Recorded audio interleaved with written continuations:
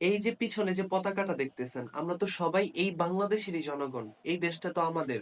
এবং এই পতাকাটা এবং এই দেশটা কিন্তু লিটন কুমার দাসেরও। এই বিষয়টা কিন্তু চট্টগ্রামবাসীর মনে রাখা উচিত ছিল।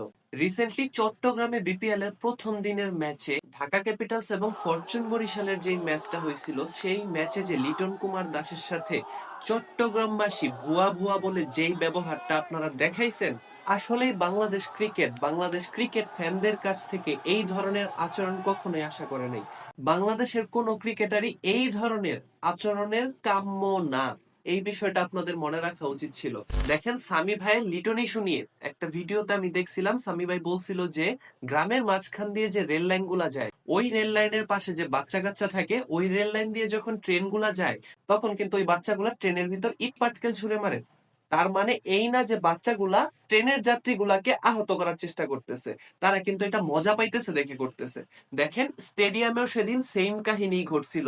হয়তোবা লিটন কুমার দাস যখন গ্যালারির ঠিক ওই সাইডটায় ফিল্ডিং করার জন্য আসছে, হয়তোবা এক বা দুইজন মানুষ ভুয়া ভুয়া বলে চিল্লাইতে শুরু করছিল। তারপরে পুরা ওই সারির যত দর্শক ছিল, তারা সবাই লিটন দাসকে ভুয়া ভুয়া বলে চিল্লাইতে শুরু করে। আসলেই কি লিটন কুমার দাসের মতো একজন ক্রিকেটার বাংলাদেশের ক্রিকেট ফ্যানদের কাছ থেকে এইটা আশা করছিল? কখনোই কি আশা করছিল? আপনারা সবাই ওই সিচুয়েশনটায় লিটনের রিয়াকশন তো দেখছেন। কতটুকু দুঃখ নিয়ে মানুষটা এইভাবে দাঁড়ায় ছিল পিছনে ঘুইরা। একটাবার চিন্তা করেন। লিটন কি বাংলাদেশ ক্রিকেটকে কিছুই দেয় নাই? আপনারা কি আসলেই ক্রিকেট খেলা দেখেন? রিসেন্ট অফ ফর্মের জন্য আপনারা এই ধরনের একটা পরিস্থিতির শিকার বাংলাদেশের একজন ক্রিকেটারকে করবেন? আপনারা কি আসলেই ক্রিকেট ফ্যান? এই জিনিসটা একটাবার ভাবেন তো, আসলেই কি আপনারা অথেন্টিক ক্রিকেট ফ্যান কিনা? তবে আমার মতে একজন রিয়েল ক্রিকেট ফ্যান কখনোই একটা ক্রিকেটারকে অপমান করতে পারে না।